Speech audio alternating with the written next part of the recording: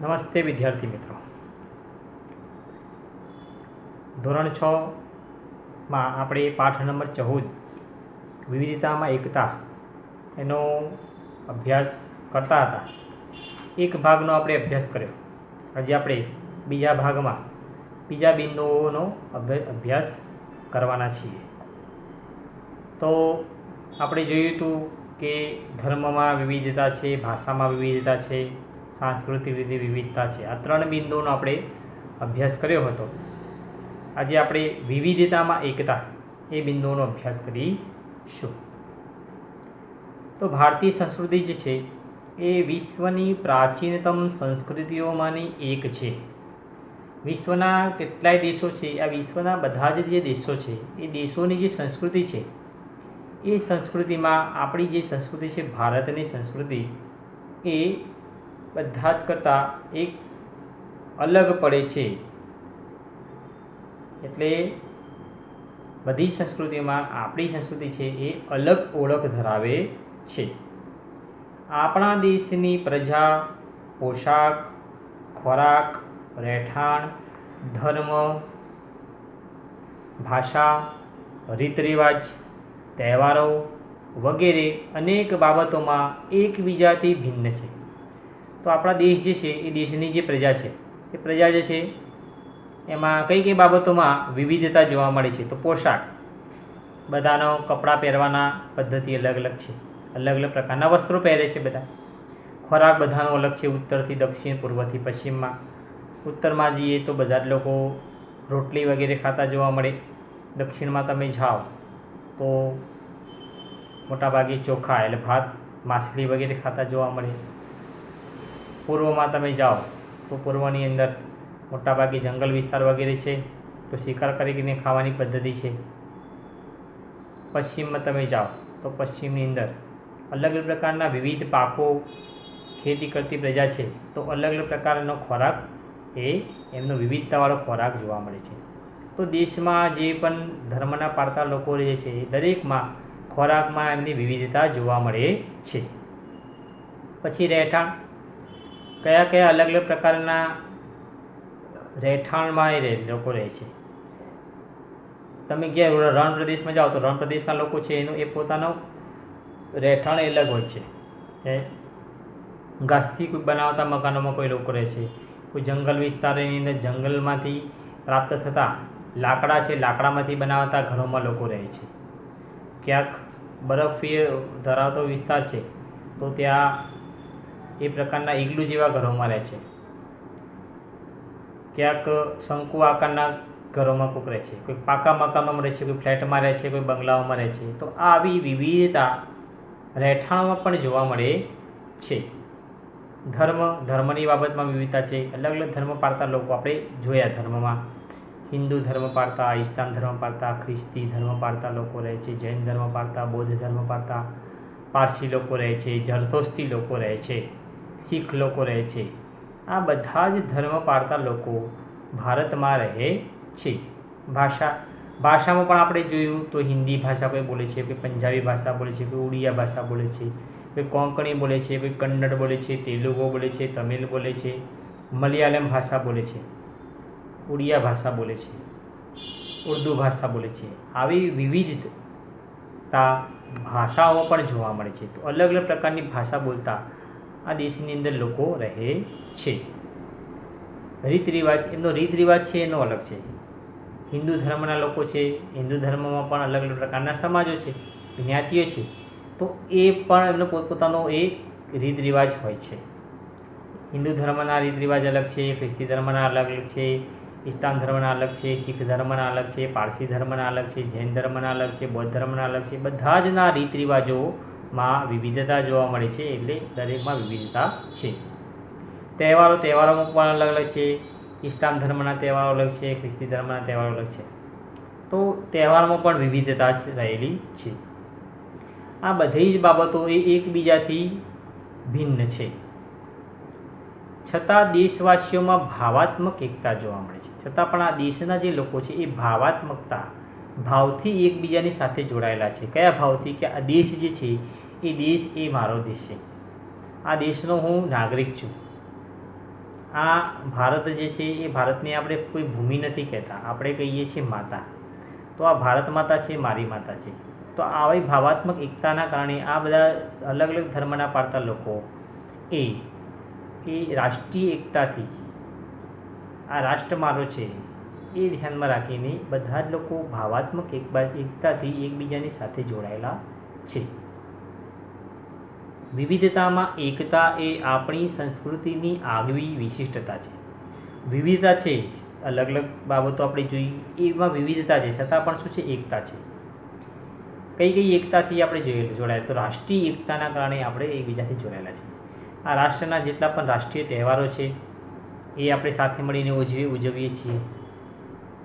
આ રાષ્ટ્રની કોઈ પણ બાબત છે, કોઈ મુશ્કેલી આવીને ઊભી તો બધા જ લોકો એક થઈ જાય છે અને આ મુશ્કેલીથી એનો હલ કાઢવાનો પ્રયત્ન કરે છે. ઉત્તરની અંદર વાવાઝોડું આવ્યું તો દક્ષિણમાં રહેવાવાળા લોકો છે એને પણ લાગે છે કે આ ઉત્તરના જે લોકો છે એ અત્યારે મુશ્કેલીનો સામનો કરી રહ્યા છે, તો આપણે કંઈ એને મદદ કરીએ. ગુજરાતમાં કંઈ મુશ્કેલી આવી તો બીજા રાજ્યના લોકો મદદ કરતા હોય છે. તો આવી આ રાષ્ટ્રીય એકતાથી આપણે જોડાયેલા છીએ. તે શું છે?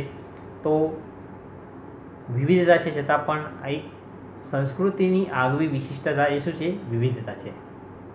જુદા જુદા ધર્મો, ભાષાઓ તથા જાતિઓના લોકો પોતાના રાષ્ટ્ર માટે પ્રેમ, સન્માન, દેશ માટે ત્યાગની ભાવના તથા તાદાત્મ્યની લાગણીઓ એક સમાન ભાવે અનુભવે તેને રાષ્ટ્રીય એકતા કહે છે.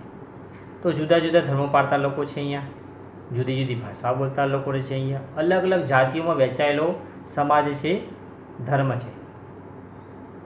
આ લોકો પોતાના રાષ્ટ્ર માટે પ્રેમ અને સન્માનની ભાવના છે, દેશ માટે ત્યાગની ભાવના છે તથા ત્યાગાત્મની લાગણી છે. બધી જ બાબતો છે એ લાગણીથી જોડાયેલી બાબતો છે.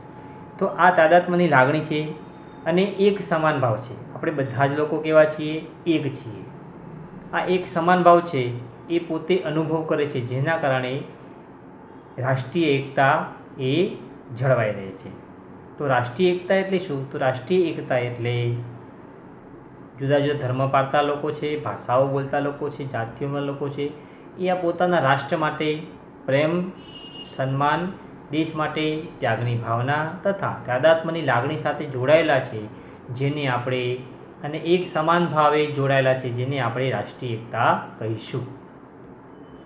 તો રાષ્ટ્રીય એકતાથી રાષ્ટ્રનો કઈ કઈ બાબતોમાં વિકાસ થાય છે? તો રાષ્ટ્રીય એકતાથી રાષ્ટ્રનો આર્થિક રીતે વિકાસ થાય છે, એટલે આર્થિક રીતે દેશ જે છે એ રાષ્ટ્ર છે એ મજબૂત બને છે. સામાજિક રીતે તો સમાજની રીતે પણ વિકાસ થતો આપણને જોવા મળે છે. ઔદ્યોગિક એટલે ઔદ્યોગિક રીતે વિકાસ થાય છે કે આ દેશની અંદર અલગ અલગ પ્રકારના ઉદ્યોગો છે, એ ઉદ્યોગો અથવા બીજા દેશમાંથી આ દેશની અંદર અલગ અલગ પ્રકારના ઉદ્યોગો સ્થાપીને પણ આ દેશ છે એનો વિકાસ થતો જોવા મળે છે. તો રાષ્ટ્રીય એકતાના કારણે આ દેશનો અલગ અલગ ક્ષેત્રોમાં વિકાસ થાય છે. વિવિધતાઓની વચ્ચે પણ લોકો શાંતિ, સલામતી અને સંસ્કૃતિ પ્રાપ્ત કરે, સમૃદ્ધિ પ્રાપ્ત કરે છે. આટલી બધી વિવિધતા છે આ દેશની અંદર, છતાં પણ લોકો આ દેશમાં શાંતિથી રહે છે, પોતે સલામતી અનુભવે છે અને સમૃદ્ધિ પ્રાપ્ત કરે છે. કેમ? વિવિધતા છે, વિવિધતામાં પણ આ દેશ મારો છે એના પ્રત્યે લાગણી છે, રાષ્ટ્રીય એકતા છે, પ્રેમ છે, સન્માન છે. આ દેશ માટે કંઈક કરી છૂટવાની ત્યાગની ભાવના છે, જેના કારણે લોકો એ શાંતિથી એકબીજાની સાથે પોતાની સાથે એકબીજાથી સાથેથી રહે છે. સલામતી, આ દેશની સલામતી માટે અલગ અલગ ધર્મમાંથી આવતા જે લોકો છે એ આ દેશની સુરક્ષા એક સૈનિક તરીકે કરે છે.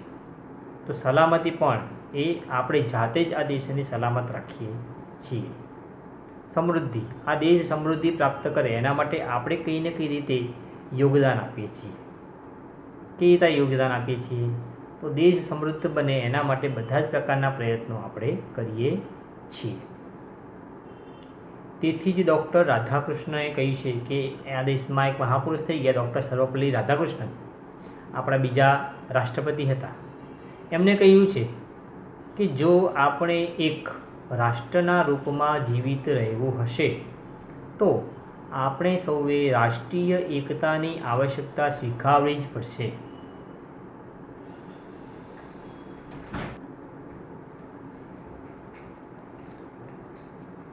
જો આપણે એક રાષ્ટ્રના રૂપમાં જીવિત રહેવું હશે તો આપણે સૌએ રાષ્ટ્રીય એકતાની આવશ્યકતા સ્વીકારવી પડશે. તો ડૉક્ટર સર્વપલ્લી રાધાકૃષ્ણને કહ્યું છે કે આ રાષ્ટ્ર જે છે એ રાષ્ટ્ર એ એક રૂપમાં જીવિત ક્યારે રહી શકે? તો ત્યારે જ રહી શકે જ્યારે આ દેશના લોકો જે છે, આ દેશમાં અલગ અલગ ધર્મો પાળતા જ લોકો છે, ભાષા બોલતા લોકો છે, સંસ્કૃતિ એ દરેકની અલગ અલગ છે. આ બધા જ લોકો એ એક રાષ્ટ્ર, આ રાષ્ટ્ર મારું છે, આ દેશ મારો છે, એના માટે હું બધી જ પ્રકારની જે પણ કરી છૂટવાની ભાવના છે એ ભાવનાથી અમે બધા સાથે મળીને રહીશું તો જ આ દેશની અંદર રાષ્ટ્રીય એકતા જળવાશે. અને આ રાષ્ટ્રીય એકતાની આવશ્યકતા એ બધાના માટે જરૂરી છે. આઝાદીની લડતમાં દેશવાસીઓએ રાષ્ટ્રપ્રેમ અને સમર્પણની ભાવના થકી રાષ્ટ્રીય એકતાના દર્શન કરાવ્યા હતા. વિવિધતામાં એકતા આપણા દેશની વિશેષતા છે. તો આપણને ધ્યાનમાં છે કે દેશમાં અંગ્રેજોનું શાસન હતું. અંગ્રેજોએ આ દેશ પર ઘણા વર્ષો સુધી શાસન કર્યું. આ દેશના લોકોને લાગ્યું કે આપણે ગુલામ છીએ અને આ ગુલામી એ આપણા માટે કલંક છે, અને કોઈ પણ રીતે એ મિટાવવી પડશે. તો આ દેશના લોકો, અલગ અલગ ધર્મો પાળતા લોકો, બધા જ લોકો એક સાથે આવ્યા અને એક સાથે આવીને એક જ સ્વરમાં આ દેશને આઝાદ કરવા માટે પોતાની રીતે બને એટલા બધા જ પ્રકારના પ્રયત્નો સાથે મળીને કર્યા હતા. એ વખતે કોઈ એક ધર્મના લોકો એ આ આઝાદીમાં યોગદાન આપ્યું એ પ્રકારનું નથી. બધા ધર્મના લોકો આ દેશ એક રાષ્ટ્રના રૂપમાં એ સાથે આવીને આ રાષ્ટ્ર જે છે એ સ્વતંત્ર થવું જોઈએ. તો સ્વતંત્રતા માટે બધા જ લોકોએ સાથે મળીને પ્રયત્ન કર્યા હતા, એટલે રાષ્ટ્રીય એકતાના દર્શન કરાવ્યા હતા. વિવિધતામાં એકતા આપણા દેશની એ વિશેષતા છે. તો આપણે જોયું કે કઈ બાબતમાં વિવિધતા છે, તો ધર્મની બાબતમાં વિવિધતા છે, ભાષાની બાબતમાં વિવિધતા છે, સાંસ્કૃતિકની બાબતમાં વિવિધતા છે. છતાં પણ આ દેશની અંદર એ એકતા છે એ આપણા દેશની આગવી ઓળખ છે. વિચારો, રવિન્દ્રનાથ ટાગોર રચિત આપણા રાષ્ટ્રગીતમાં પણ ભારતીય એકતાની અભિવ્યક્તિ છે. તો આપણું રાષ્ટ્રગીત છે એ રવિન્દ્રનાથ ટાગોર નામના એક ઉચ્ચ કોટીના વિદ્વાન કહીએ, કવિ કહીએ, તો કવિવર રવિન્દ્રનાથ ટાગોરે આ રાષ્ટ્રગીતની રચના કરી હતી. તો રાષ્ટ્રગીતની રચનામાં પહેલી જે કડી છે એ કડીમાં એમને વર્ણન કર્યું છે ઉત્તરથી દક્ષિણ, પૂર્વથી પશ્ચિમ આ જે રાષ્ટ્ર જે છે એ માતાના સ્વરૂપમાં, ભારત માતાના સ્વરૂપમાં આપણે એને જોઈએ છીએ કે આ દેશના બધા જ લોકો એ ભારત માતાના સંતાન છે, એવું આ રાષ્ટ્રગીતમાં આપણને પ્રતીત થાય છે. રાષ્ટ્રગીત એકતા વિશે શું સમજાવે છે તેનું વર્ણન કરો. તો આપણે યુટ્યુબ પર પણ આખું રાષ્ટ્રગીત એ ઉપલબ્ધ છે. એમાં કયા કયા પ્રકારની કડીમાં કઈ કઈ બાબતો એ આપેલી છે એ જાતે આપણે સાંભળવું પડશે. સાંભળીને પછી એમાં કઈ કઈ બાબતો આપેલી છે એ જાતે આપણે અનુભવ કરવો પડશે, તો જ આ બાબત આપણને ધ્યાનમાં આવશે. એટલે રાષ્ટ્રગીત આપણે ઘરે બેસીને સાંભળીશું.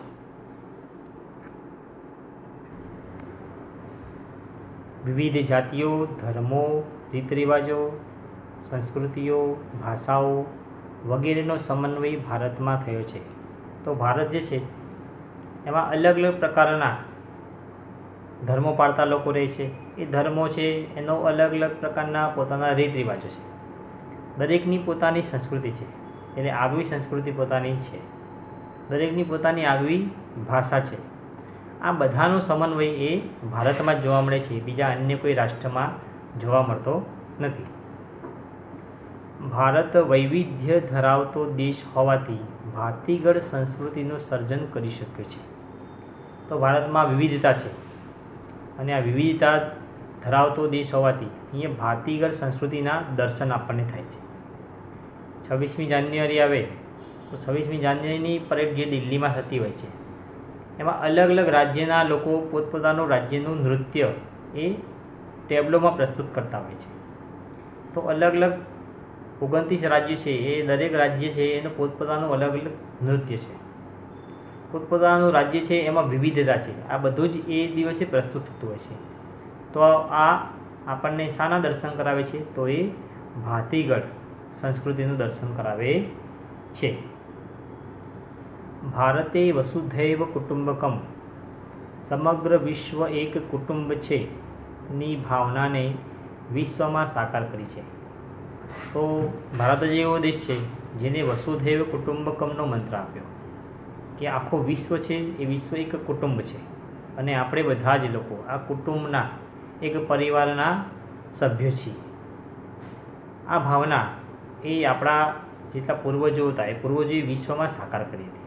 કેવી રીતે? તો અલગ અલગ દેશોમાં જઈને જ્ઞાનનો પ્રચાર પ્રસાર, હું એકલો જ સુસંસ્કૃત થવું એટલે બધું જ જ્ઞાન મારામાં હોય એવું ના હોય. તો આ વિવિધ જે રાષ્ટ્રો છે એમને પણ જ્ઞાન મેળવવાનો અધિકાર છે. એટલે આપણે શું કર્યું? તો આ બધા જ રાષ્ટ્રો છે, આખો વિશ્વ છે, એને કુટુંબને આપણે ગણી અને એ જ ભાવનાથી ભારતે આનો પ્રચાર પ્રસાર કરવાનું કામ એ વર્ષો પૂર્વે આપણા પૂર્વજોએ કર્યું હતું. ભારતે ધાર્મિક સહિષ્ણુતા અને સર્વધર્મ સમભાવનો પ્રસાર વિશ્વમાં કર્યો છે. તો ધાર્મિક સહિષ્ણુતા અને સર્વધર્મ સંભાવ, આ દેશની અંદર અલગ અલગ ધર્મ પાળતા લોકો છે, તો સર્વધર્મ સંભાવ એ આપણને બધી જ બાબતોમાં જોવા મળે છે. તો સાથે મળીને રહેવું, અલગ અલગ પ્રકારના ઉત્સવો ઉજવવા, રાષ્ટ્રના જેટલા પણ રાષ્ટ્રીય પ્રતીકો છે, અલગ અલગ રાષ્ટ્રીય જેટલી પણ બાબતો છે, રાષ્ટ્રીય તહેવારો છે, આ બધું જ જે છે એ સર્વધર્મ સંભાવ એના આધારે એ પ્રસ્થાપિત થતું આપણને જોવા મળે છે. ભારત બિન સાંપ્રદાયિક દેશ છે. એટલે આ દેશ છે એ દેશ કોઈ સાંપ્રદાયિક દેશ નથી. ઘણા બધા વિશ્વમાં સાંપ્રદાયિક દેશો છે. એ જોઈએ આપણે, ચીન સાંપ્રદાયિક દેશ છે, એ પ્રકારે પાકિસ્તાન, આવા ઘણા બધા રાષ્ટ્રો છે એ પોતે સાંપ્રદાયિક છે. એટલે એક જ ધર્મ પાળતા લોકો ત્યાં રહેતા આપણને જોવા મળે છે. પણ ભારતમાં અલગ અલગ ધર્મ પાળતા લોકો છે અને દરેકને પોતાનો અવાજ, પોતાનો વિચાર આ દેશમાં પ્રસ્તુત કરવાનો એ સ્વતંત્ર અધિકાર છે. એટલે સ્વતંત્રતા આપણને બધી જ બાબતોમાં મળી છે. એટલે આ દેશ છે એ કેવો દેશ છે? બિન સાંપ્રદાયિક દેશ છે. વિવિધતામાં એકતા એ ભારતીય સંસ્કૃતિનું મહત્ત્વપૂર્ણ લક્ષણ છે.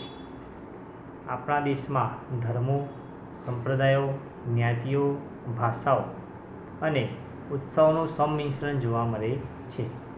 તો દેશ છે એ વિવિધતામાં એકતા એ ભારતીય સંસ્કૃતિનું અનોખું લક્ષણ છે. કેવી રીતે? તો અલગ અલગ ધર્મ પાળતા લોકો રહે છે, અલગ અલગ સંપ્રદાયો છે. તો વિવિધ સંપ્રદાયો અહીંયા છે. એ બૌદ્ધ સંપ્રદાય છે, જૈન સંપ્રદાય છે, એ પ્રકારે અલગ અલગ મોટા મોટા સંપ્રદાયો છે, સ્વામિનારાયણ સંપ્રદાય છે. આવા કેટલાય પ્રકારના પંથ સંપ્રદાયો એ ભારતની અંદર આપણને જોવા મળે છે. જ્ઞાતિઓ, દરેક ધર્મ છે, ધર્મની પણ અલગ અલગ પ્રકારની પોતાની જ્ઞાતિઓ છે. તો જ્ઞાતિઓમાં આ આખો જે સમાજ છે એ વહેંચાયેલો છે. દરેકની પોતાની સ્વતંત્ર ભાષા છે. કોઈ હિન્દી ભાષા બોલે છે, કોઈ ઉડિયા ભાષા બોલે છે, કોઈ પંજાબી ભાષા બોલે છે, કોઈ મલયાલમ, તમિલ, તેલુગુ, આ પ્રકારની વિવિધ ભાષાઓ એ બોલતા આપણને જોવા મળે છે. ઉત્સવમાં પણ વિવિધતા આપણને જોવા મળે છે. ભારતના લોકો સહ અસ્તિત્વની ભાવનાથી પોતાનું જીવન જીવે છે. તો સાથે મળીને રહે છે, સહ અસ્તિત્વ. તો મને એકલાએ જીવન જીવવાનો અધિકાર નથી, બધા જ લોકો છે એને સમાન રીતે જીવન જીવવાનો અધિકાર છે. એટલે અસ્તિત્વ તો મારા એકલાનું અસ્તિત્વ નથી, તો બીજા લોકો છે એ એમનું પણ પોતાનું અસ્તિત્વ છે. એટલે સહ અસ્તિત્વની ભાવનાથી સમાન રીતે સાથે મળીને રહેવાની ભાવના એ ભારતના લોકોમાં છે. ભારતીય પ્રજાએ આપણી વિવિધતાનું સંવર્ધન અને જતન કર્યું છે જે અદ્વિતીય છે. તો ભારતીય પ્રજા છે એને વિવિધતાનું સર્જન કર્યું છે, એટલે સંવર્ધન કર્યું છે.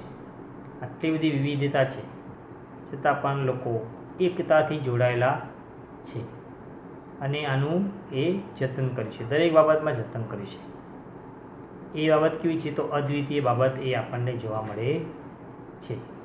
તો આપણે આ ભાગમાં જોયું કે વિવિધતામાં એકતા. કઈ કઈ બાબતોમાં વિવિધતા છે છતાં પણ આ દેશ એ એકતાથી જોડાયેલો છે. આગળ પણ આપણે એક બે બિંદુ બાકી રહેશે, એ આગળ ત્રીજા ભાગમાં આપણે એ જોઈશું. તો આજે આટલું. નમસ્કાર.